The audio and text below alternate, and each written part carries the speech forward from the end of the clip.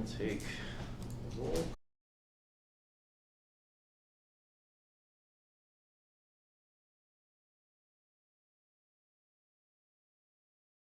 Here, Ken.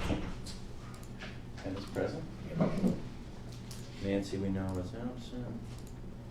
Jackie is absent.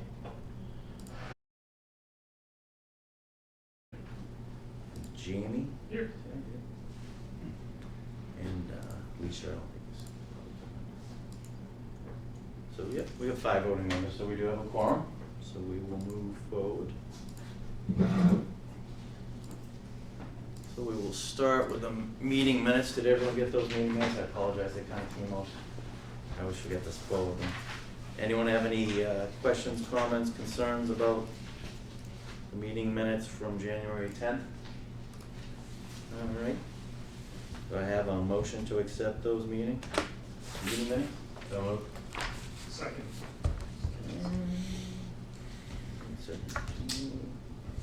All right, I will vote yes. Ken? Yep. Thank you. Joe? Yes. Dan? Yep. And Jamie? Yes. All right, they are approved. All right, we'll just hit those couple of quick points before we get on to the public safety.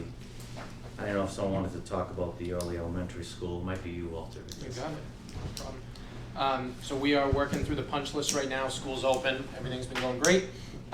Demolition and abatement is nearly complete. I want to say we're 90-95% complete. So they're working the building from west to east, so from closer to Richardson Homestead towards Spooner. So they've started demolition as of today on that northwestern part of the building, separating into wood, metal, and construction debris. And that'll go to the recycling facilities as much as they can. Still targeting that April 28th substantial completion date for phase 2. It's really everything. Everything else is going well. Also, just one question about Yep. that. Demolition taking place in such a systematic way, and decoupling wood and Yep. metal and everything like that. Has that been standard practice for years now? When did that officially become You mean as opposed to a just demolishing landfill it? lead for separating the materials? Okay. Would have been, otherwise they would have just taken it all out in a bucket. But now they need to do single stream wood, concrete, brick, metal, and they do recycle and sell as much as they can. They'll get the copper out. But yeah, lead would have been the big driver for that piece. Great. Thank you. Yep. And how are things going with that punch list? I know we were talking about lighting or something before. Or Yeah, they're still working through the lighting controls. Haven't had as many complaints in the last 2 weeks, so it's progressing. It's not something we can visually see. We hear the issues from the users, but they've been working through the lighting control programming. I believe training is set up maybe Thursday of this week. I'm not positive. I can't remember off the top of my head, but I think lighting control training is scheduled for this week, and there might be a second date that'll be occurring as well. And that training, is that more like your folks, Dave? It's not like Yeah, at it's the teacher level, is it? No, it's It's all on the back end? yeah, that's more the It's all control back-end stuff, programming and yeah. how to set it up and how to do schedules and Yeah. that stuff. PMA is working with the designer and the engineers to get a user-friendly kind of hit sheet to give to the teachers so that the principal or someone else, sometimes they leave them on the desk of the teacher, or sometimes they'll just say, hey, this is schedule 1, schedule 2, this is what the light switches do, this is what you should expect for occupancy sensors. If no one's moving for 15 minutes, you can expect that your lights will probably shut off, unless someone gets up so that's a lot of the, not complaints, but a lot of the questions we were getting. The teachers haven't been in a smart Getting building used to before. it. Right. Yeah, it's like getting used to So it. I got an issue with my lights. They go off every 15 minutes. No one got up for 15 minutes. So we got a lot of that. But we're working with the engineer to get that information out to the teachers. Yeah. And when do they think that punch list is closed out, do you know? We are monetizing it as of February 18th, so Saturday. So I believe that'll be Friday. So the contractor was required to have that complete by last week. I believe it was Thursday, and to provide notification of any items that remained incomplete. We haven't seen that formally go over to the architect yet, but they've maybe issued some of it through Procore and some of it through other documents. But the architect will be issuing a monetized punch list as of Friday this week, and they'll continue to work on it as they need. There's going to be a big blitz in the school on February vacation. I was just gonna say, yeah, February vacation's next week, right? Yeah. That is the goal right now, to hammer, and they've been working on it every night. There has been absolutely crews in the school from 4 p.m. until 10. Yeah. So they've been working on it. But the invasive stuff, they're waiting till, or any of the invasive stuff. Yeah, that makes sense. Any other questions about the school? All right, let me just switch over quick, Dave, to the water treatment facility. Yep, so the Red Mill Road facility is progressing nicely. There's actually a roof on the building now, building the sides. Masonry's walls are complete. I think we're about close to 40% complete construction value. And on the PFAS treatment plants, those buildings, it's a separate contractor, but the same steel metal building company is doing both. So once they're done with Red Mill Road, they're gonna move over and put the roofs on the 3 different plants for the PFAS, and that's closer to 64% complete.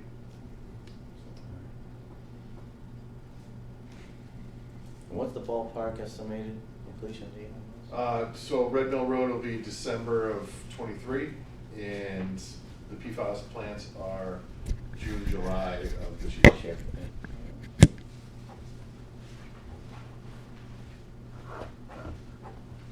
Any other questions about the water treatment?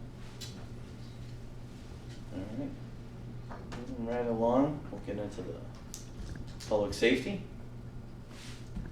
I don't have much tonight, so Yeah. I think I can probably turn it right over to Greg. Do you want to take up the feasibility study report first? Yeah, we could do that. And we can answer any questions that may be outstanding with that, and potentially if you want to take a vote on approval of that. Yeah, no, we're we definitely can gonna do that handle too. that, and then we can jump to the short presentation. All right. I have a list. Does anyone have any questions on the feasibility? It's a short 1,200 page document. Some light reading, longer than the Dore and Whittier report. I didn't think that was sponsored. A lot of it was Lucky you. phase 1, sorry. Yeah. No, a lot of it, yeah. Yeah, I a lot didn't of read it is through background the documents. geotechnical stuff, and Yeah. a lot of I did. So I'll throw out some questions, and again, I don't think I have it up. I don't think we really need it. Sure. When we talk about like the lifespan of a public safety building, like, is there a study that was ever done, or I mean, I know that number is what, 50, 75 years, but I don't know if there's what's behind that. So, look, when we design buildings, we like to say that they're designed for a 50-year lifespan. So what that essentially means is we're looking at things from a structural standpoint to make sure that they have the longevity for 50 years. Now, obviously, that doesn't mean that everything in the building lasts 50 years, right? There are individual components that have to get changed out over time. But typically, these buildings are masonry and steel buildings or heavy timber buildings that are, of a construction that'll last you for 50 years. As opposed to potentially like some light gauge framed buildings and things like that. I don't know, think maybe a strip mall or something like that may have a shorter lifespan, 25 to 30 years, right? We're starting with the expectation that a building lasts for 50 years and then backing into a budget. And, conversely, if you were starting from a budget, right, and working your way into a building for profit, it's just a kind of a different scenario that you're working through. So, I don't have a perfect answer on every item, but it's typically going to be a building built with materials that are expected to last much longer. You won't likely see eaves or drive it on the buildings. You'll see brick or cementitious product on the buildings, things like that. Our warranties are going to be longer, and our mechanical systems are going to be evaluated on a slightly different kind of scale, right? Because we're evaluating those systems, knowing that they're going to be kind of there, replaced once, and then there for another term. for that 50 years, most likely. So if that helps clarify. Oh, it does. I guess my question also is, you know, because you folks have a lot more experience this, is that pretty much industry standard, let's say 50 years versus like is there a design spec for 75 years? In Massachusetts, it is fairly standard that public buildings be designed on a kind of 50-year lifespan. I'd say that given the rise in construction costs, people are starting to question whether that is the right choice. It would be driving down in lifespan and not up, most likely, in most cases. I'd say there are probably some exceptions.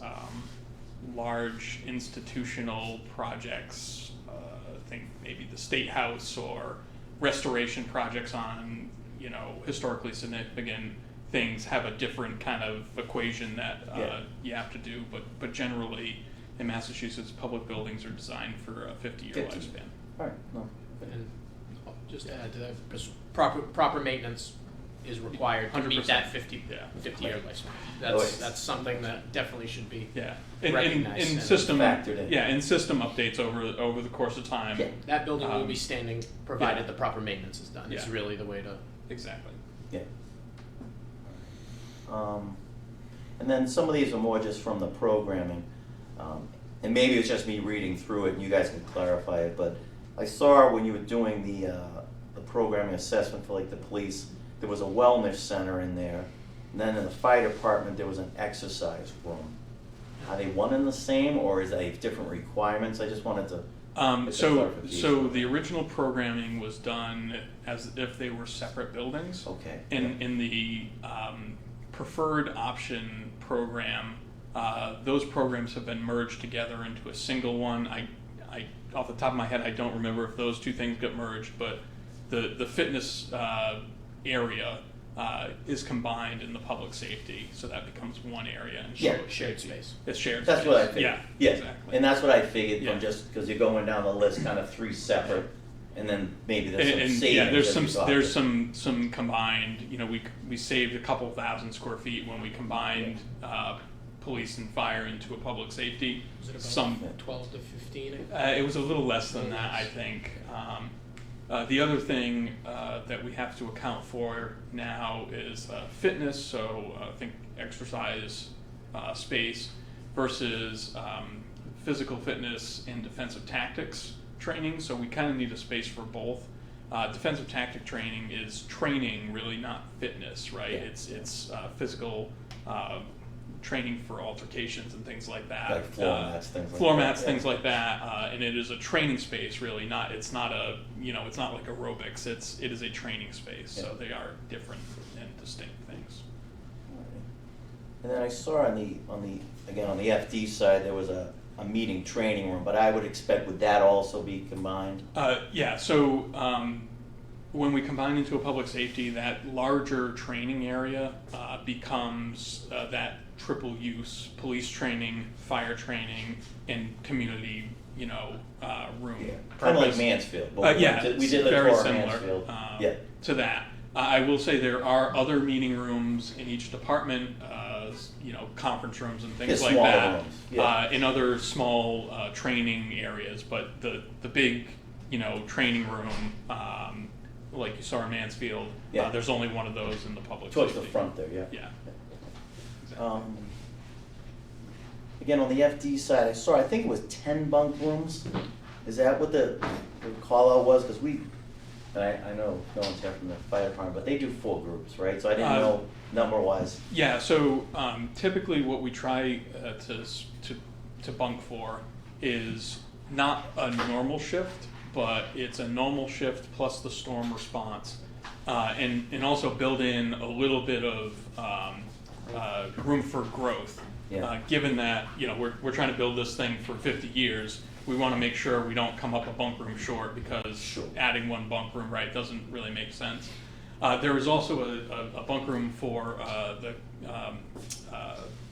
the captain. There's a captain's bunk built For the into shift, that yeah. numbers, and he has a small area for like a shared office, so that he can interact you know, his firefighters fill out paperwork, do reports, things like that, and not go back to somewhere on the administration side. We really want to keep the firehouse, for lack of a better term, separate from fire administration, and let the firehouses run as firehouses. And we saw that again, man, so I think on the second floor, right, mostly, a lot of the admin was up on the. Yeah, the admin was floor. up on the second floor, and then, you know, on the other side of the apparatus bay, that's the firehouse, that's where, you know, 24/7 operations happen.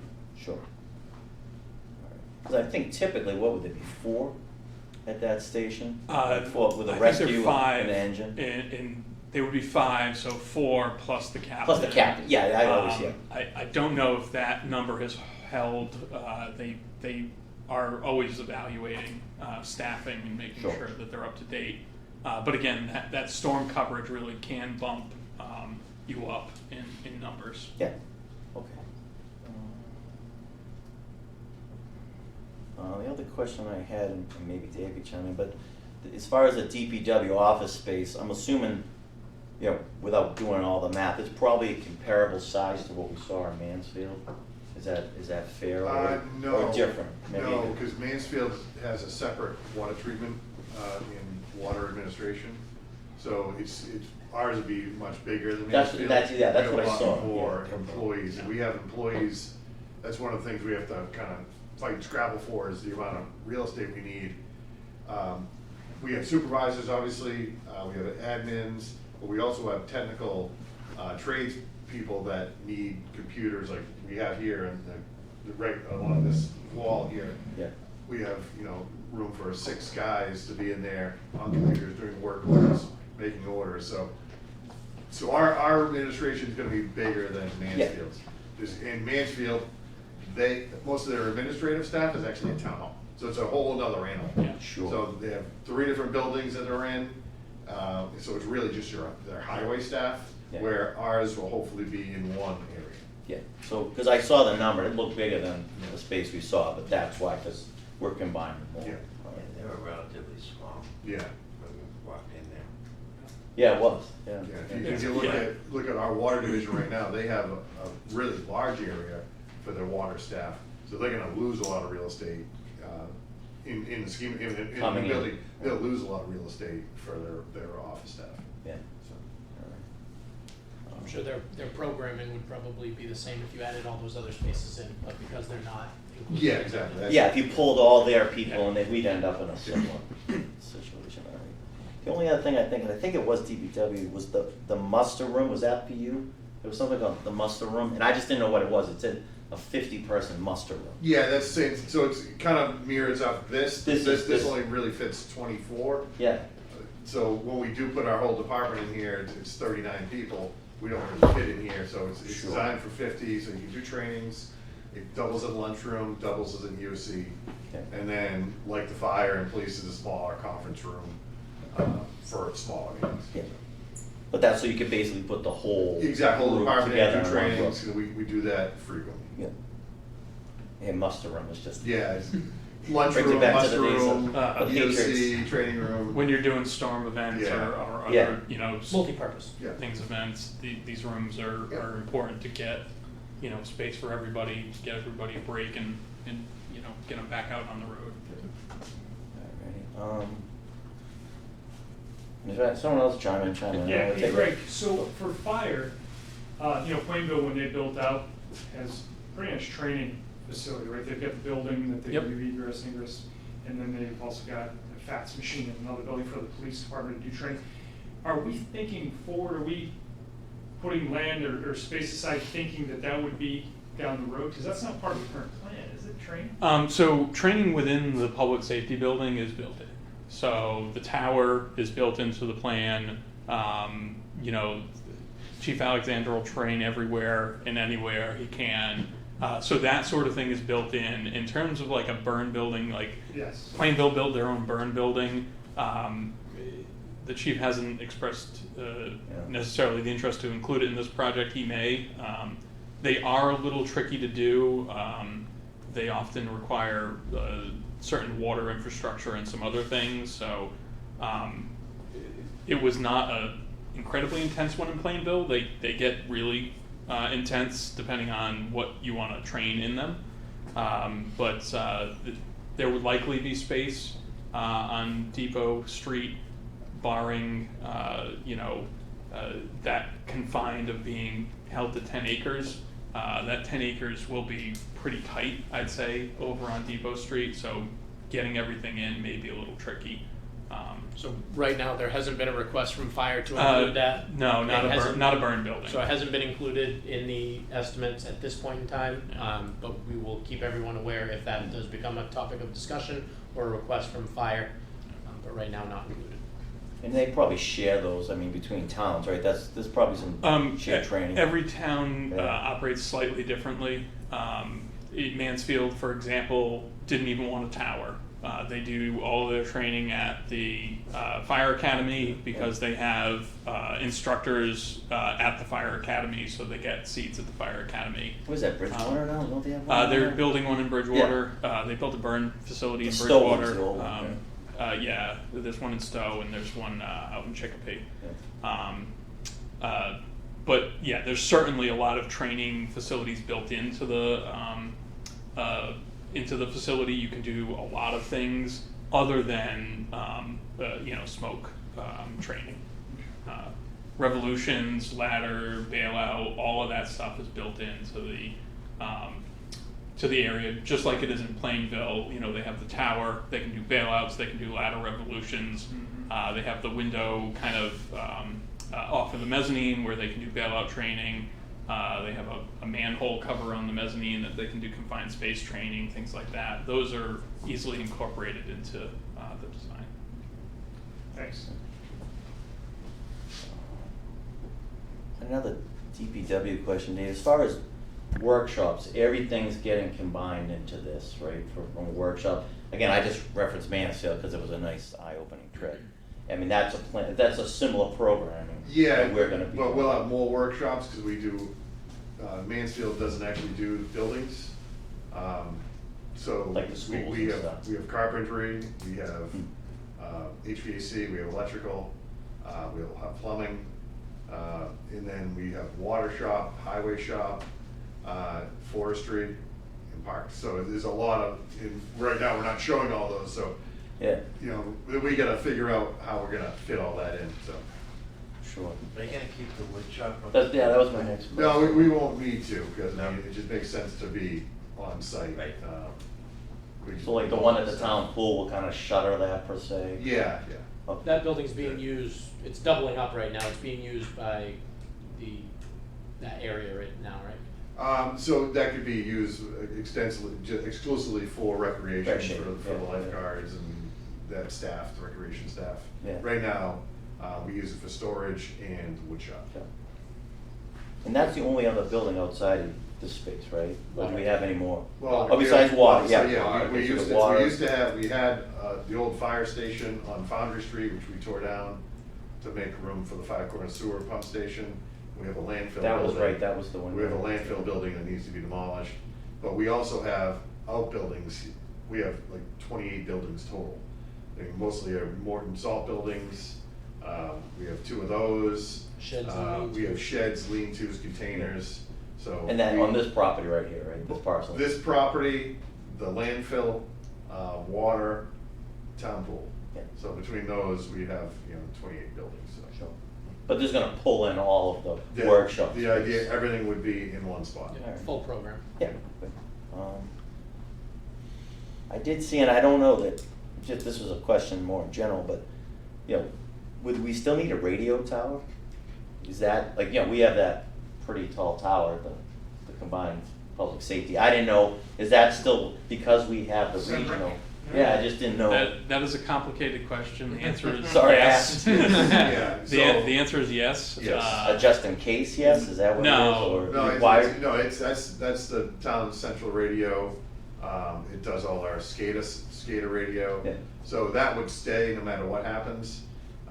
If something different happened on that site, and once it's vacated, you'd probably have to build a structure to house Just that. all the radio and communications items. so it could, the rest of the building could be torn down.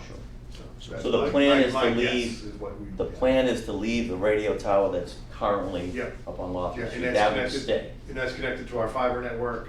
Yeah. So all this we'd have to reshift where our fiber network is right now. A lot of it goes through the police department Yeah.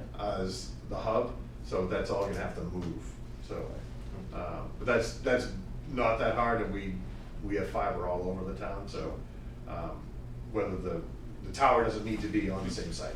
It can stay there, it's been permitted there, all the line of sight works. Yeah, So exactly. the radio tower can stay, and then all the connection to it can move somewhere else. But we're obviously gonna have to keep that building operational to some extent, then, right, to power that or whatever. Yeah, You until- can't shutter it completely then, I guess. That'll be part of the final design, we'll have to, Yeah.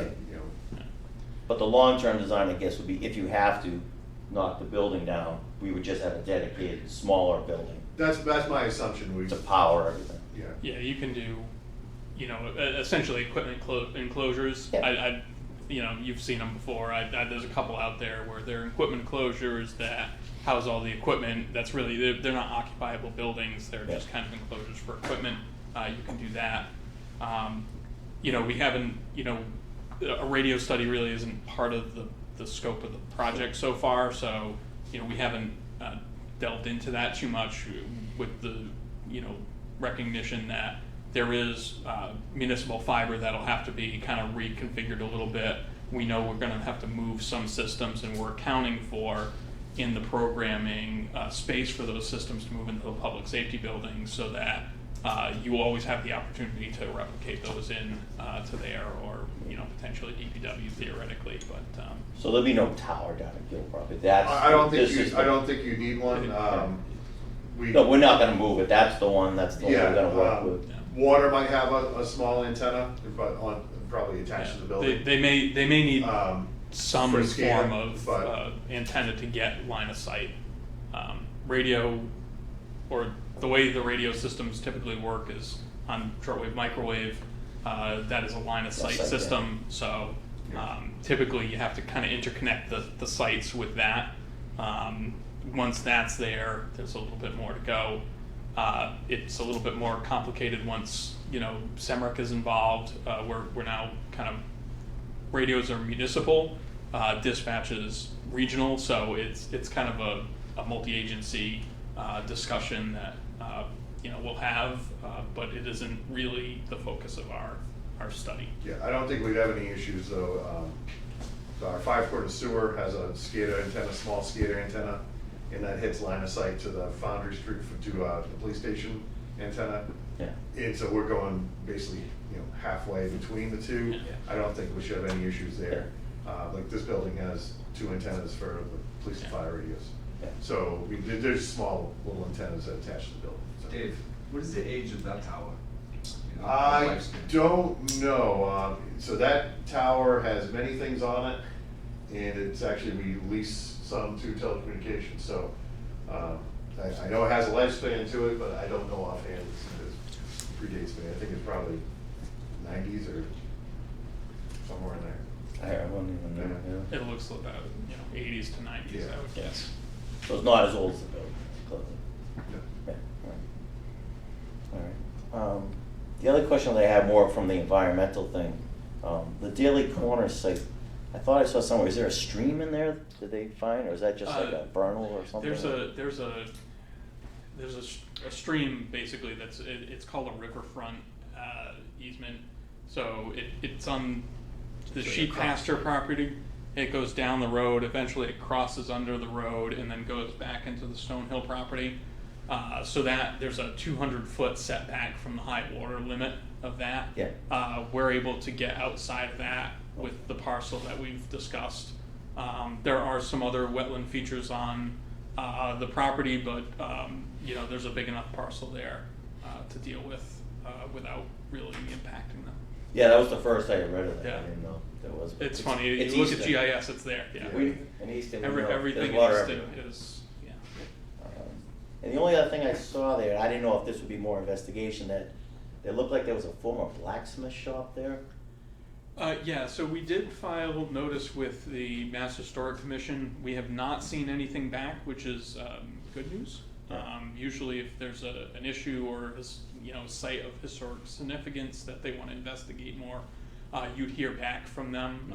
Typically they will send a letter just saying there's no items of concern. We have not seen that yet. We're beyond their notification duration. We have a long way to go before we're building, so I'm not overly concerned with it, but yes, there was at one time historic records show that there was a blacksmith shop at that intersection. Yeah. And that's essentially what we know. Yeah, and again, maybe not historical, but I'm just thinking heavy metals. There's a lot of places that things have been dumped in Easton from all the foundries. Yeah, I think it ended before like the 1850s, so I would suspect that it was not of the scale we would. So we're not be expecting to find be any concerned problems with. there. Yeah. No, I think the site has been wooded since like the early 1850s. I think is what the Stonehill records showed. So it's a fairly old growth. Yeah. I just know once in a while they've Yeah. come across piles Yeah, here and there throughout sure. the town. In theory, anything's possible, Sure, yeah. but there was nothing in our Phase 1 environmental that was of concern. Yeah. Okay. And then the other one, which we knew because when we bought the Gill property, but we know there's dumping, we know there's some vehicles and Yep. things out there. I didn't know, and there's some areas, I think they call them AOCs, areas of concern. Any of those areas of concern, I think there were 5 of them, are any of them on the parcel that we're gonna build on? Or I just didn't know if any of this project had any thoughts of doing any cleanup around there. Yeah. And we talked about that for a long time, remember when we Sorry. had that 524 committee? I don't remember the areas of concern off the top of my head. I believe we're in 3. So we are in where there is some. Somewhere on the other side of the power line. Yeah, so we're on the western side of the power lines. There are kind of 2 dump sites, I believe, on that side that are, I'd say, within close proximity to the project limits. I would imagine that as part of the project, we would have to clean up at least the majority of those things within kind of the near bounds of the project. Some of them will also impact wetlands, so it would probably be a good thing to just correct that as part of the process of the project. And I didn't know if anyone had a plan, and maybe this is outside of the scope of this, but obviously this would be the time to take out, there were trailers, Yeah, so tractor, trailers full of things. there's been several different phases of cleanup, and there was some money put aside for cleanup originally. I think we spent 30,000 or so Yeah. disposing of solid waste that was on the site, usually stuff that was accessible and close to the road. There is some additional stuff out It was there back. that once we start, if this project comes to fruition, that'll be accessible now. We can easily get rid of that. So It would just make because we sense. did walk Yeah. it for all the test pits, and there's crushed plastic bottles, 2 feet thick in areas, and there's a couple trailers. They were full of bread. Yeah, it's the plastic the bread. crates, yeah. Yeah. So Stuff. again, that's stuff that it'll be accessible, that I imagine would be part of. So that would be kind of on the We plan, would yeah, handle even if it's that. a separate Were project. there funds set aside by the town to do? I don't cleanup? think it was enough. Only originally during the purchase of the Gill property, Yeah. there was a certain amount of cleanup done. Okay. And it was stuff that was visible from the road, Okay. basically, so. So This is nothing- stuff So nothing we already, that- we already nothing- did all the cleanup that was funded, so. Alright. Now there's. So nothing yet, well, Yeah. so it's something that we would. Well, because the question, I think, is because of the right of way, I don't think you can just start sending heavy equipment down the power lines Yeah, without you some gotta coordination with National Grid. So I think that's kind of where it's ended. Yeah. But it would make sense, I think, to pull Yeah. those other areas. Yeah. Some are in the site, though, it sounds like. Yeah. Yeah, I thought so, just looking at it. So those would be theoretically included automatically, but yeah, I anything mean- outside of those non-disturbed areas. Yeah, we're gonna have to- We would look into having a discussion with this group about I just think it would including make something. sense. Yeah. Yeah, it Because they'll have all the absolutely does. equipment there. Right? Yeah, I mean, especially when they're impacting wetlands, if they're accessible, if you're gonna see this stuff, It's the time to get it. it's a great time to be able to It get is, it out. and they were way back there, some of those Yeah. trailers were way back there, and they, you gotta walk a good ways in. Alright, the only other one I had is, I know they looked at the flood assessment of Gill property, but obviously, you know, I think that's the Black Brook, isn't it the Black Brook floodplain back there? Yeah, so, the parcel that we're talking about, or part thereof of the parcel, is outside of the 500-year floodplain. That was, I was wondering Obviously, what the numbers yeah, is, the 500. Obviously, the Gill property in whole is, you know, an enormous property, and some pieces of it are within the 500-year floodplain. Oh, yeah. So you'll see in the presentation tonight that starts to, you know, show up in places, but we are outside of that area. It's mostly on the eastern side of the site as that stream goes through, or brook goes through. There is a brook there. Yeah, there's Black certainly a Brook brook there. that goes under Depot Street, kind of runs through the property, runs all the way down, and eventually crosses 106. Yeah, I'm not exactly sure on 106 where it crosses, but and then continues down Yeah. into the swamp. Yeah. So this upland it's above the 500-year Yes. floodplain, right? That was really what it was. Floodplain, yeah. Okay. Well, that was it. Anyone else have any feedback? I mean, everything was great, yeah, it was very informative.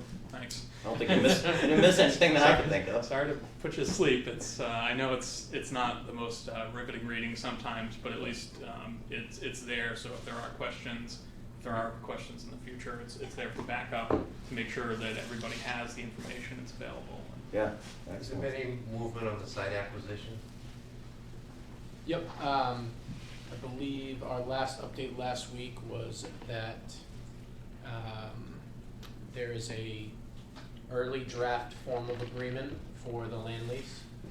That's being reviewed by town council. I believe that was the last update we got last week. Yeah, I mean it's obviously all still subject to public procurement. Yep. So there is a very, I'd say, straightforward process Yep. for public procurement of you know, lease land or Yep. that has to be gone through, but it sounds like Connor and the legal folks have made some progress. I think before that form of agreement can be finalized, that you need the draft form to have any type of motion on it for that procurement type. So they're working through that to get the draft form pretty much all set before it goes. It's a 75, is that what I saw? 75-year? I'm not sure exactly. I think there was a That's memorandum what- in that's- there. yeah, that's what Buried the in there was, discussions are, you yeah. did have a memorandum in there. Yeah, sorry, Of that agreement. was a memorandum of understanding that was That's the signed, almost thing. you know, previous to these discussions. It sounds like there's been some more discussions since then, Yeah. and they seem to be going in the right direction. There is a public notice period on that language, so it has to be published for a certain amount of time before it can be taken up at a town meeting or by a public body. So I know Connor and council are making sure that all those kind of boxes are checked up to that point. Thank you. Any other questions on the feasibility? Someone, I guess we'll make a motion to accept the feasibility study as presented, does that sound? Approve the feasibility as presented. Approve it, yeah, approve it as presented. Have a, So moved, Stebbins. all right, do we have a second? Second? That was Tim, okay. All right, so we'll have a roll call vote. I will accept. Ken? Yes? Yes. Joe? Yes. Dan? Yes. And Jamie? Yes. All right. It's approved unanimously. Well done. Thank you. So we have a brief presentation today, and it's kind of you know, us sharing back with you the results of our focus group for sustainability and MEP systems. I know Dan was on the meeting. I'm not sure if anybody else was. Yeah, I was there. All right, yeah, that's right. Andy was there. So just to kind of bring that back to the group. Obviously, that group is there to help us kind of guide us a little bit and shape what our initial thoughts are. But this group is really where decisions are made. So we'll do a couple more focus groups that I'm sure some of you will be in. And we'll always come back and kind of share with you the feedback we've gotten from those groups, and hopefully a shorter form than everybody being on them. I promise to be quick. So we took up the feasibility study report and just the feasibility sustainability focus group. It also included mechanical systems. I'll just run through kind of things at a high level and give you a little bit of the feedback we heard from that group. So we'll just hit on resiliency and sustainability, talk about climate resiliency findings, which is where that kind of 500-year floodplain will come into play, resiliency strategies, sustainable design goals, and then mechanical, electrical, plumbing systems. And then questions and comments. So we kind of use sustainability and resiliency a little bit interchangeably, and this graphic just kind of puts a little bit into perspective kind of what's sustainability, what's resiliency, and where that kind of overlap is. So things like energy reduction, that's a sustainability item. Disaster fortitude design, that's a resiliency item. But then there's things in the middle: energy independence, water independence, renewable resources, things like that kind of go into both categories a little bit. So we'll hit on those a little bit as we kind of work through the presentation, and we'll start with resiliency. So what's the risk for these sites? Are there risks for these sites? And so this is a kind of early stage tool that's been developed. Brian, do you remember what the name of the tool is? It's actually a link online. It's called RMAT, and it's available on the Massachusetts website. So it's available to the public. You do not need a special license or login. And so this is like a tool that Massachusetts has developed to try to at least inform you of what the risks may be for your project. I'd say it's still in the early stages of development by the state, but we're starting to incorporate this just to give us an idea of what's going on. So the things that it kind of hit as high likelihoods, so that urban flooding, so what that's picking up is this does it by parcel. So it picked up the whole parcel of Gill's property. It's picking that up because there are 100 and 500-year floodplains on the parcel. We have enough information to know, okay, well, we're beyond those. We have kind of where those are mapped out in GIS. We can say, all right, we know that they're there, we're beyond them, we should be okay. Extreme precipitation and extreme heat, right? We're gonna get increased precipitation and increased heat. There's not much we can do to avoid that, and that's gonna happen anywhere we build in Easton. What makes this project probably a little bit more prone to that is with the DPW and with the fire department, we have a lot of pavement. Right, we put a lot of paved area out because we have large apparatus that we have to move around the site and move around the site safely. So we know about it, and so let's incorporate ways that we can deal with that to the best of our ability. And low risk storm surge. We're not near the ocean. We're not going to get storm surge in Easton. Hopefully not for a long, long time. That's what my in-laws said in Fort Myers. So different story there. Great question. Can you just go back? Sorry for one second. So it says end of useful life year 2084. So 2084. So 50 years. Well, did we put in 60? 60 years we put in to here, I think, just to give us a long horizon. Yeah, I mean, this was done by our company, and I think Dell, the one who did it, I think, let's be realistic. I think most municipal buildings go beyond 50 years. Yeah. So I think, and then just to give you an estimate, we put in 160 million as well, which, we still don't know what the final is, but I think that was like all in crazy, 2-3 years out. Total project cost, just to, again, these are early stage tools just to give us kind of high level. Are there things we're not thinking about that we should be thinking about? And these are all models, like predictive models. Right? Yeah, So that's why you put again, the year in. Yeah, and realistically too, the whole point of this exercise is, replacement of the building. Let's say if you have some sort of extreme precipitation, now you have to replace some of the building or something, you know what I mean? So it's all about being resilient, especially as like kind of first responders. So it's almost become like an insurance exercise, I think, you know. And so, look, Using that. the impacts, reduce storm damage, protect public water supply, filter storm water out so that when it leaves the site, right, it's clean, protect the wildlife. These are all things on the left-hand side here that we're going to do in every new project. So state law, federal law requires us to do a lot of these things automatically. But factors that we can look at improving is look at strategies to reduce carbon emissions, look at green infrastructure and natural-based solutions for water recharge, incorporating kind of nature-based solutions to things to sequester carbon, trees.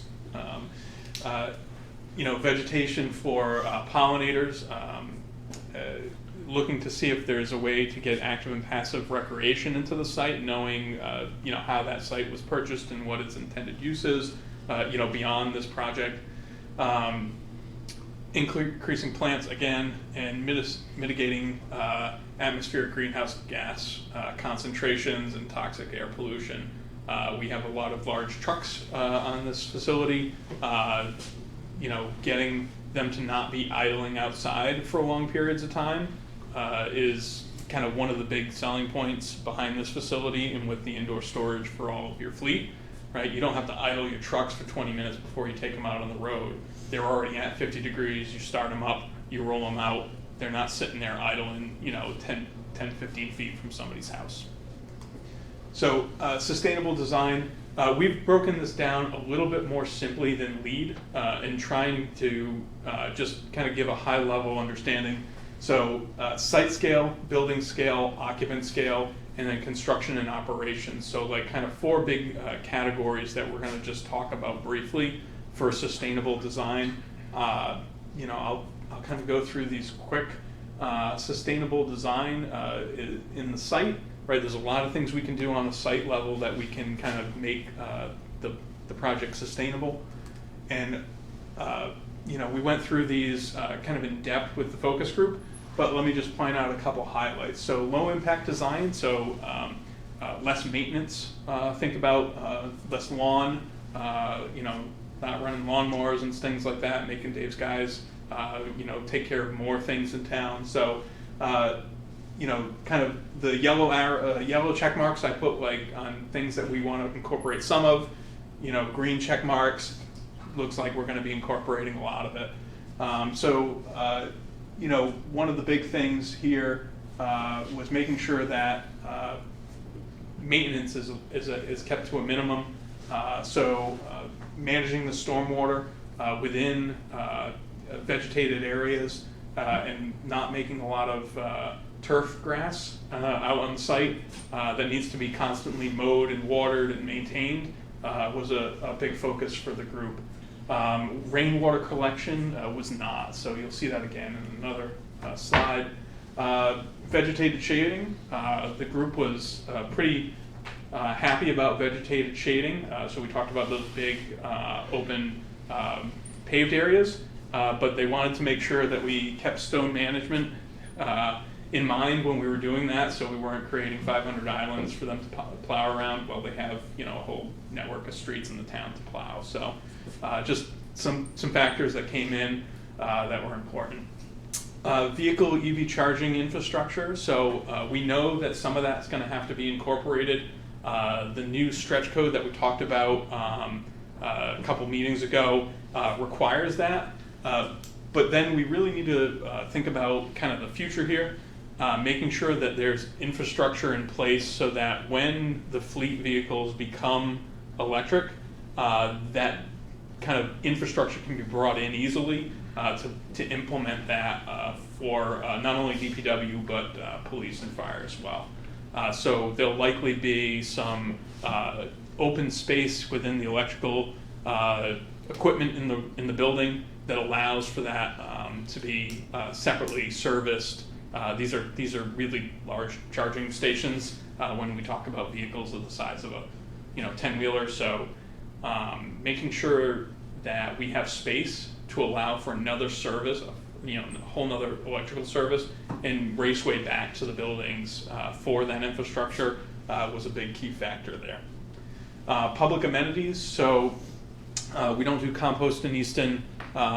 We don't do, we have other places where we have community gardens, so those aren't needed, but on the Gill property, obviously, there is a community connection with that kind of larger use with passive recreation. So including that potential trailhead was important. And making sure that there was a safe place for salt and sand pickup for residents near the DPW so that they have some oversight of that was important. Greg, you gonna put in charging stations for like vehicles for staff? Yeah, so the new stretch code, which we will likely be in, requires, I'm gonna screw up the percent, but I think it's 20% of the. It depends on the use group of the building. Yeah, sorry, it depends on the use group, It's but like- I get it's a all over little the place. mixed up. But it is a significant amount of charging stations. Okay. It'll depend on what is public, what is, department vehicles. It changes a little bit, so I apologize, I don't have the number off the top of my head, but it is a significant amount that will be kind of incorporated already for for passenger vehicles. Once you get to the larger scale, it's a bit of a different equation. Thank you. Craig, just one quick question. I know maybe this doesn't even, the technology hasn't happened yet, but when you charge like a 10-wheel, would you charge those indoors? Is that, people who've tried it, I don't even know if I've been built yet, I'm just throwing it out. Yeah, so it'd be probably, all of our stuff would probably need to be DC fast chargers, so it's a whole nother, Yeah. whole nother I just didn't know, gamut. do they do that indoors? Like when you're building this building, would that be something that would be done indoors? Whether I think we'll put provisions for, Yeah. Yeah. for everything to be. But it's not like you drive them indoors. outside and charge them out No, back. I think, basically in this That big vehicle storage storage bay. bays, you'd be all Yeah, wired. it'd be in for it. there, idle, yeah. Yeah. I mean, now that you mention it, we haven't done one for DPW yet because no one's really purchased any of those vehicles, but Yeah. we have done preliminary design for school buses. And that, has become almost like a mini power plant to, handle the city's bus loads. So, yeah, it's all indoors. Yeah, this will be a separate electrical service. Oh, yeah, we talked about bring that, in. yeah. It is pretty significant. And like I said, I don't think we really know what that's going to be quite yet, given that Make them. they don't really make them yet. So They're not commercially Visionaries, viable we're yet, but- visionaries today. transportation has started. I think they're ahead Yeah. of things. Buses, things like that, Yeah. are a little bit ahead of the larger vehicles, just given the vehicle weight and how much they haul. But it's coming. We don't want to be naive and think it's not. So, Sure. But based on it being basically an open bay type of, for the Yeah. trucks. once we're in the pipe building, is conduit an and issue. stuff like that Yeah, is we don't fairly have to think easy. ahead on that, we'll just hang pipe up at the bar joists or something. Yeah. All right. We'll go down to building level. So massing and orientation, we're taking advantage of the massing and orientation best we can on the site. We obviously have some pretty significant restrictions on the site, given the size of our buildings, the size of the available space that we can take up in the wetlands that are on site. We'll work through that best we can, but those things will be incorporated. Building envelope, so getting an efficient building envelope. Again, we talked about this at the last building code update. We're likely going to fall into a pretty robust building envelope that Brian's worried about, as am I. It's still in draft. I mean, I'm It is just still in blown away draft. about the whole How much process. foam? No, hopefully no one from the state sees it, but I'm just waiting for them to actually issue it so we can, as designers, inform everyone else. It's a huge transition period, Yeah. and it's been very difficult, because the pandemic has delayed the building code updates multiple times Mm. now, so. So we're working. Dan has heard Yeah. anything on other than what these guys have heard recently? Working on it. Working on it. They're working on it. Yep. Yeah, that's what we hear too. Yeah. So we don't want to be caught thinking it's not coming, because we know it is coming, given the time span, right? And the drop dead is when you get a building permit, Well, we're not gonna pull a permit, I mean, if we're later than July 1st, we're We're probably in the next one, yeah. energy code, so there's it's not even worth talking about. Yeah, so We're in the that's next what one. we're Well, planning yeah, for. yeah. Yeah, they've accepted it, and the concurrency period will be over July 1st, so, Yeah. I mean, we're talking about pulling like fence permits for projects, so we can get under the wire. Yeah, so We're not we, pulling fence right, permit for this one. yeah, so we're not gonna get Get a there, fence right? permit. So we're planning on that, we know that's gonna be there, so that kind of like triggers a lot of these things anyway. We're kind of gonna have to do that to meet these energy code requirements. Just cool roofs, so because we have all that blacktop, right, we're gonna make the things that don't have to be black in heat sinking, non-heat sinking. So roofs will be a light color, whitish, so that we're not creating just more heat island for heat. Water catchment and storage, you know, talking through with the group, we didn't think that was a real necessity in this case. You know, talking with Dave and his staff, that you guys don't use a ton of water right now. I would suspect that will pretty much be the same in the new property. These do typically become a little bit of cost driver. They do require some maintenance as well to kind of maintain that water. What we're talking about is catching stormwater off the buildings or parking lots and things like that, storing it and then reusing that for a purpose, either truck washing, gray water systems for flushing toilets and things like that. The demand, right, isn't really high on your water use, and so the cost is likely kind of burdensome to do that stuff within the building. So that was kind of not really a goal or priority of the group. Can I just say this, so we will have a wash, you know? Yeah, that's one of them, Yeah. primary objectives of this whole Yeah. project is. It just to seems save like that that food. would be I know there's cost involved with doing it, but when we're out there selling this project and explaining it, to point to something like that and say, hey, we're taking advantage of gray water too, to run that through our wash bay and utilize that to wash our vehicles. I mean, I know it's not that simple, but right? Yeah, The message yeah. would be pretty proactive, pretty progressive. Yeah. Yeah. And look, it's a you're weighing things, right? It's okay, how much water do we get from this? How much water do we need for washing, right? We're probably only taking it from DPW, big surface area, no doubt. And how much do we have to treat that water before we put it into the process, right? And that's where you usually end up with some issues, where these systems have to filter pretty extensively that water before you can really use it, even in truck washing or things like that. And then how much are you going to use? You don't want to kind of oversize it and have the water sit there, become stagnant and kind of gross.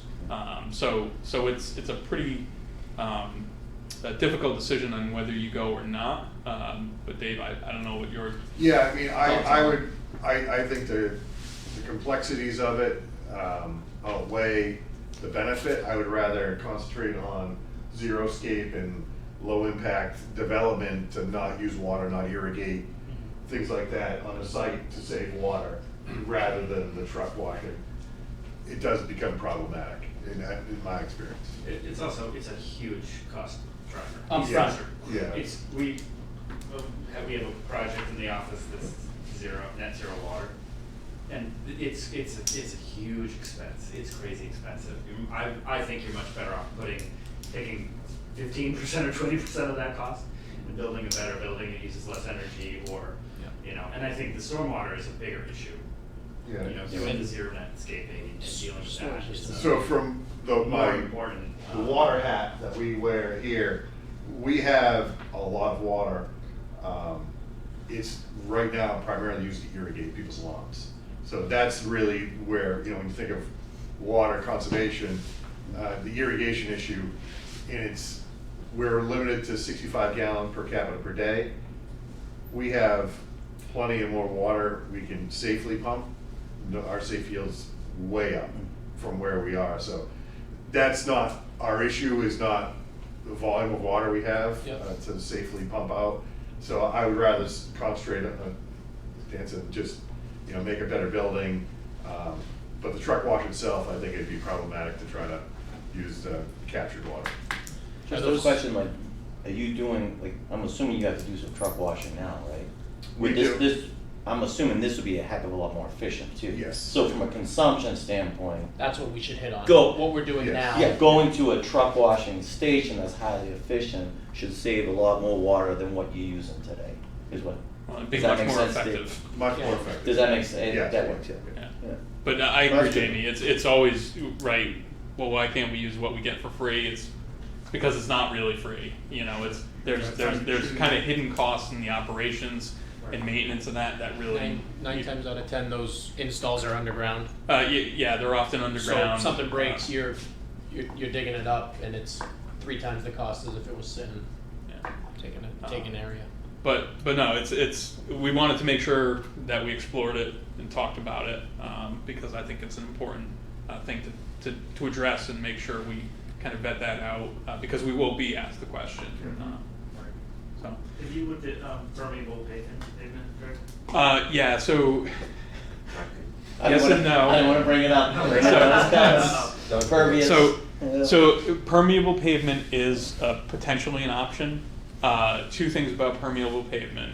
Depending on what you're using, if it's pavers, they're often a little bit expensive. If it is a like matrixed pavement, it is often not heavy duty rated. So given the amount of truck traffic and stuff we have, those things can tend to become just like parking spaces in like visitor areas and things like that are where we would typically do it. Also, just because it's a DPW, those are so a permeable pavement is basically an open matrixed asphalt type product.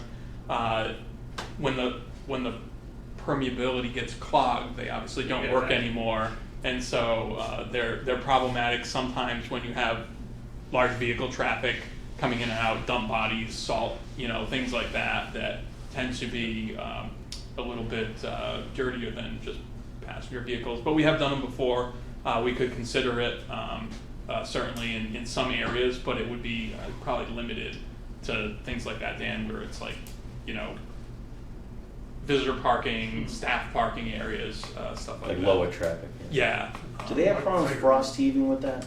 No. I've heard all this rumor, I just never knew if it happened. As long as the Frost base is heaving. correct. Not that we have frost anymore. If you've done it right, I don't think Yeah. that's an issue, but. As long as the base is Yeah. correct, there's no real issue. Yeah, Well, actually, you still have to collect that water and treat the first flush of it, so even though you can't just go directly into your, into groundwater because you're not getting the first flush out of it, so Yeah. you still have to header it and collect it.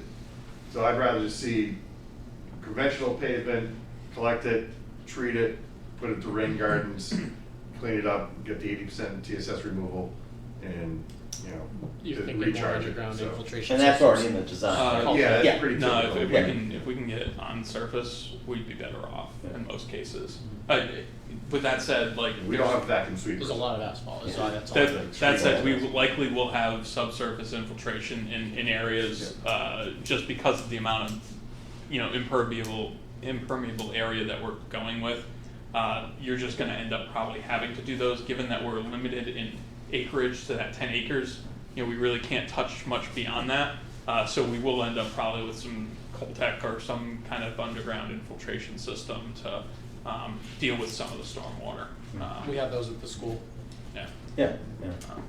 And look, we're looking for, TSS removal, suspended solids, cleaning up the water, and then infiltrating it back into ground, right? We want to get water from the sky back into the ground so it recharges the aquifer. It's pretty straightforward. That's what we want to do. We don't want it running off the site into streams and stuff like that then, keep flowing out. We want to get it back into the ground. It's just one of those things that comes up on all these projects and people get really worked up about. Yeah. About having them or not having them. Just stormwater in general. Yeah. And Yeah. off of, people Runoff. think, I understand there are these standards and everything gets cleaned Yeah. before it goes back into the ground, but I've been through enough meetings where people have gotten really angry because they think you're poisoning their drinking water or something. Yeah. Yeah, and I look, this is part of why we're doing this project, right? Because on the existing sites, we don't have those infrastructures in place to deal with, the dangers that are there. Obviously, the standards as probably as well as I do. They're there for a reason, and Massachusetts has always been a pretty out front leader in this area, and so we're in Easton. We know we have wetlands and sensitive areas around all of our sites that we'll have to deal with them appropriately. So, just onto renewable energy. Look, renewable energy, we talked about a little bit at the last meeting. It is a complicated subject, especially when it comes to purchase power agreements. The town has some existing purchase power agreements that seem to be working out well. Depending on the way the kind of incentives work at any particular time may shift the the feasibility or payback on those options. So I think the answer is probably yes, but we have to get a little bit further down the road before we really know which way that's going to go. We talked about potentially, owning some of the solar. We talked about PPAs. You just don't know yet until you're a little bit closer, and we can see what kind of slot we would fall into with Mass Save and the kind of bands of energy rebates that are out there. Either way could happen, and Dave, the town's power consumption versus the PPA better than I do. So Yeah, I'm sure. most likely this building will be heavily electric, so it Yes. probably lends itself well to solar, and I think we'd support that, but you're exactly right. We don't know whether it's more advantageous to do a PPA or own them. We don't know what the SREC situation and Yeah. what. Do we own them, Dave, like at the old landfill? We don't own, the only Yeah. ones we own You can are, change on we a have a week. small little section here, It's that. one of our wells, little demonstration area that we own outright. Everything else is PPA. It is, yeah, it's the landfill. So just that, Dave referenced the RECs, right? So they're in each kind of phase of implementation from the state, there are these RECs, right? And when these RECs come out, they're by area. And so if your area has a lot of RECs, it's really advantageous to do solar at that time. If your area gets one big solar installation and it eats up all those RECs, your advantage really falls pretty sharply. So just timing these things out, it just takes a lot of effort and really a kind of an independent energy consultant that I'm sure the town probably had when they were doing the last PPA to make sure all these things are kind of vetted out. I mean, they fight over the 100th of a cent for each watt and all those things. That's the kind of process that you'll have to go through once we get a little bit further down the line. So what we'll do in the design to account for this is to make these buildings solar ready for the roofs. We'll design the Absolutely. structural capacity Yeah, to the be roof, solar ready. Which is required by code. Yeah, all that stuff will be built in to the building. I would say that the exception to that is, particularly at the police facilities, typically we do canopies for the cruisers, so that when they're loading and checking the cruisers, they're out of the weather. They have doors and stuff open, they're checking lights, they're checking weapons, all that stuff. We typically build canopies for that. In this case, it's likely that we could build a solar canopy out there for not much more money than a regular canopy. So there may be a place where you might want to own them, just because we were going to build it anyway. And then if you want to do some rooftop stuff on DPW or public safety, that could be where you go to a PPA. These are fairly small in comparison to like the full rooftop outfit, but they're there. We're going to build something there anyway, so you might be better off just with a solar canopy in those cases. So just occupant level, so making the building comfortable and utilizing thermal mass. Often in a lot of these big bays, we use radiant heat. Keeps the energy use low. Keeps the people in the big spaces warm. Keeps the rest of the space less conditioned. And it uses a really big a really big mass. We're putting pretty thick floors in the DPW. We have a lot of concrete mass there that we can heat up very slowly, and it tends to cool off very slowly. So we retain heat during the winter in a lot of those spaces. It also helps with safety because when trucks are coming in during a snow event or something like that, ice isn't dropping on the ground and staying there, becoming a slip hazard. It's typically melting and going into drains. So both DPW and the fire, that's a pretty typical thing that we do. The new energy code may shift some of these things a little bit, but I suspect that'll be one of the things that sticks around and is incorporated. Is that what Mansfield had? I can't remember. Yeah, so They did, right? Mansfield, yeah, all Yeah, of the the slab. apparatus bay slab, Yeah. including the apron outside for 10 feet to keep the plows away from the doors, doors. yeah. Especially. And then same thing with the DPW, all of the shop areas, not the big vehicle storage area, but the shop areas had radiant slab. Keep the kind of the heat down low where the occupants are. Yeah. Don't forget these are very tall spaces. Sure they are. So we want to keep that heat down. But the vehicle storage wasn't, that were like unit No, heaters? those are just unit heaters Yeah. and things like that. That's tempered to 50 something Yeah. degrees. But where you're working on trucks, it's nice to have the floor heated so that that Yeah, snow slip melt hazards. happens, Yeah. slip hazards, things like that. Are any of these projects looking at large scale geothermal? Look, I'd say this new energy code, yes, it's probably we're gonna have to think about that. We'll talk about that at the last slide here. There are some complications. There are some costs involved with that. Geothermal tends to be expensive.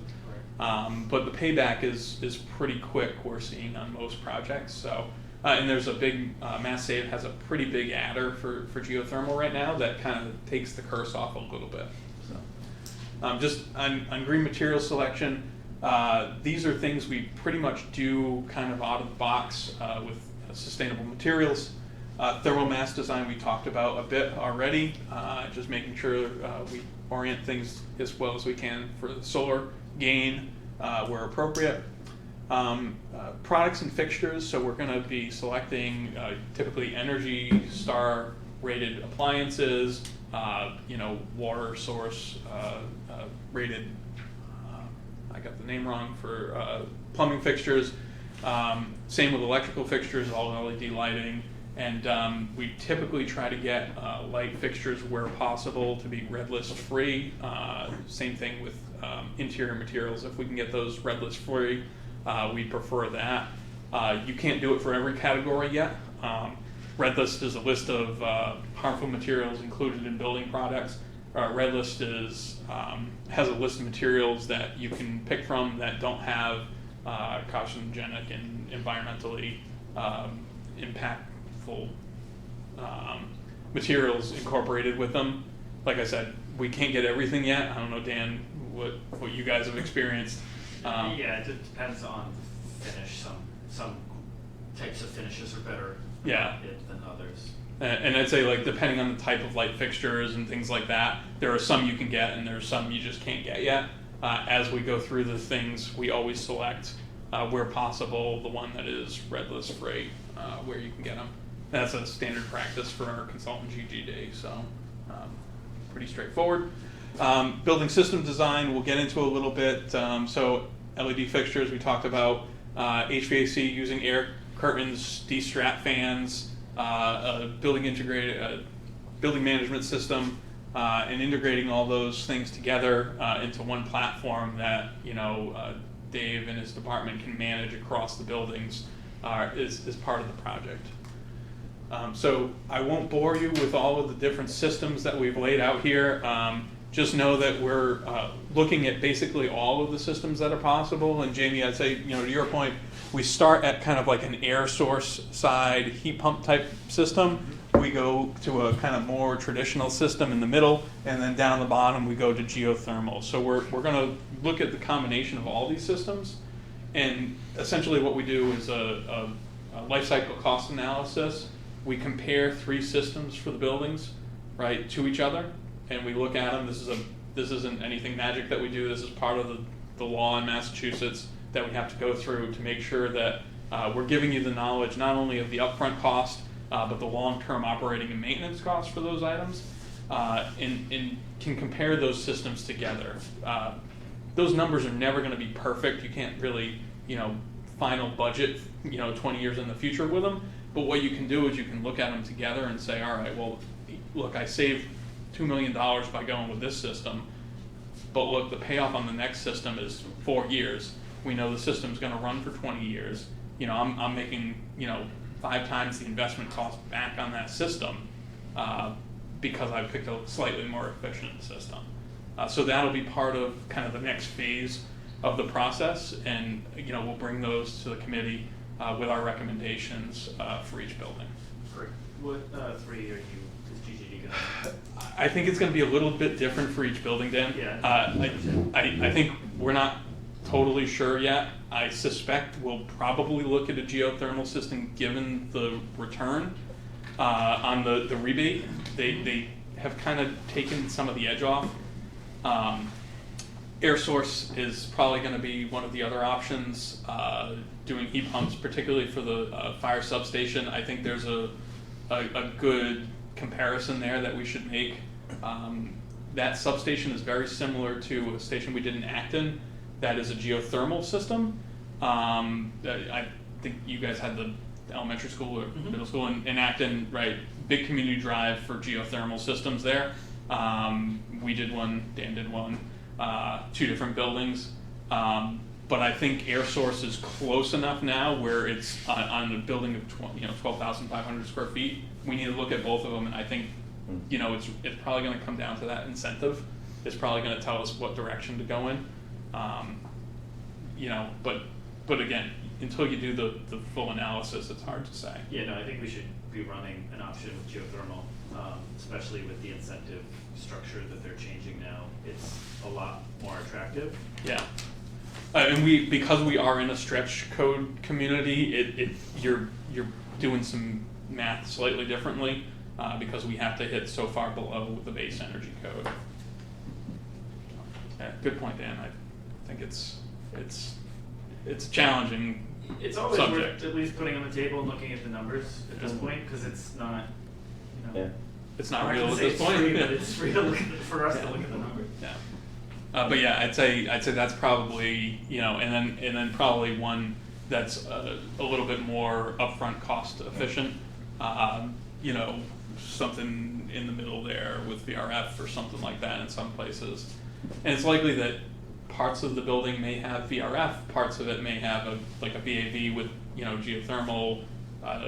There's kind of vastly different spaces within some of these buildings that may have a different response mechanically.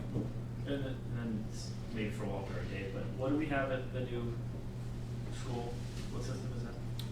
It's all gas. It's a displacement air system, full displacement air in the building, and then some ductless splits in some areas, like the IDF closets, IDF rooms, IDF. But they didn't go geothermal. It's a No, we were, so the way that the Blanche James project worked out was that when we set the budget, we were still trending on that schematic, which is where we are here. We were trending right at that number pretty much the entire time during our design development phase, during our 60% CD phase, during our 90%. So each estimate was within $100,000 either way of that original SD budget, and then we hit that bubble of the COVID bubble where everyone was hungry for work. So we really didn't explore that higher echelon upfront cost. I just think it's a data point when we're Yeah, talking about maintenance. absolutely and, is. That will weigh in on what this is if we can Yeah. get some system synergy And the for re- maintenance and. Yep, and the rebates And the were rebates complete- weren't there. They weren't there. They That were was the other old piece. version of the rebates, which didn't even come close to what they are now. Right. We're talking, for $4,500 a ton. I think it's, I don't remember it's a heating or cooling load, but that gets to be a big number once you get into this. It's like $500,000 to $1 million on the geothermal side if you did all of the square footage on this. You know, it's somewhere in that range, which is quite a bit of money. It doesn't pay for it 100%, but it does kind of bring you back to being competitive with some of the other systems in terms of cost. I will say that HVAC prices currently are all over the place, and by all over the place, I mean all over the place high. We're not seeing very many low ones. I'm sure, Dan, you're experiencing the exact same thing. HVAC numbers are just running wild right now, and there's just not enough people out there to do the work. Is generally what a lot of the driver is on that. Yep. And the lead times are killing us. And the lead times, 80 weeks on some stuff. We have projects that last much shorter than that. So if you have materials out for 80 weeks, contractor's price just goes through the roof because he's just sitting around doing nothing. So, questions, comments? I know we've talked a bit, so. Play with the All right. mic. Questions, Dwayne? Yeah. No, guess not. Another good presentation. Yeah, thank you. Thank you. Yeah. Sorry, I was trying to get through it quick. Yeah. But now, well, we asked a lot of questions. Yeah, sorry. Yeah, no, it worked out great. Schematic package due mid-March. Yeah, currently that's the schedule. Yep, so schedule for this schematic design package will be mid-March, that'll go to the estimators mid-March. And then those key dates for this committee, I believe we had April. There's 2 meetings in April that are gonna be important, one to, Yeah, they were very close. Yeah, it's like a 2-week time frame. The idea is the first one, we're gonna run you through all the information so you get to kind of hear it and see it. And the second one would in theory be to go to vote. yep. So in between those 2 would be our estimate reconciliation. We'll have value management discussion at that point in time, at that second one, what needs to be included, what doesn't need to be included. But that would be where you'll see the discussion between those 3 options of the building for the mechanical systems. We'll have kind of that, we'll have the baseline, we'll have the higher end, and then we'll cost them out as those 3.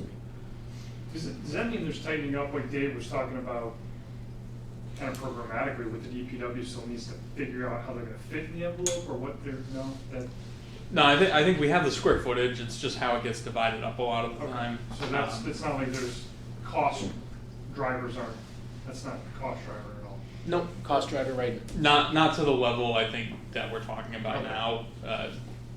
Inevitably, as you put stuff in a building to divide it up, there are some costs associated with it. That's the process we'll work through with the departments, making sure that the plan is functioning right, making sure that we're getting all the things that are included in there. If there are variations that we see in the program, we'll point them out at that time and just say, look, we thought we had 7 offices, we actually have 8, but this one needs to be X, Y, or Z. That stuff often comes out as we're working with the departments through the design. Oh my God, I forgot somebody, or geez, we're full on all these offices.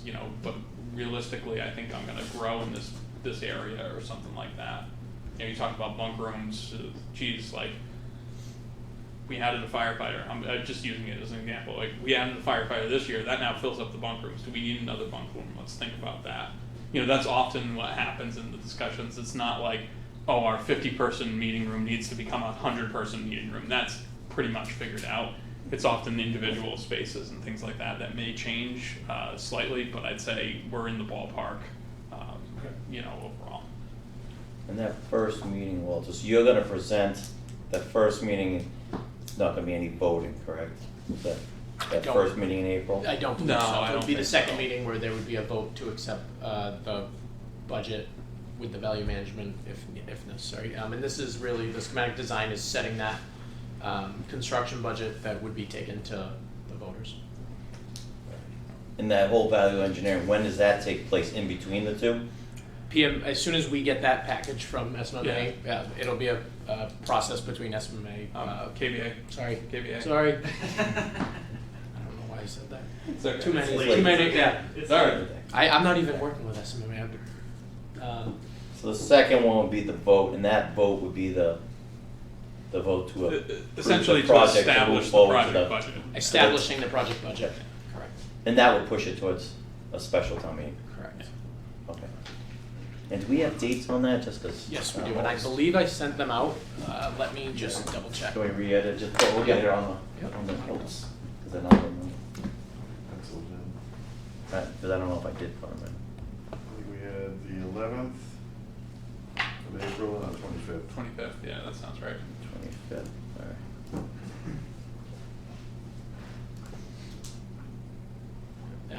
March The room's March going on. 14th Is go to the estimators, right? is the next building committee meeting. All right, yeah, so on the 14th, we'll essentially March have the 14th is the package next ready municipal building. to go to the estimators. Yep. So at that point, you'll get to see what's gonna go to the estimators. Yeah. You know, And it'll then- probably be some floor plans, some three-dimensional models, things like that, Mm-hmm. site plan, that's a bit more developed than we've seen to date. And then, you know, as we kind of move through the process, we get to the 11th where you get to kind of see, results of the estimate. So we won't be reconciled at that point, but, I think we We will might be be, based but- on the schedule. okay. And then it's Right. the 2-week period to review that and then review the value management and then make final decisions at that 25th meeting.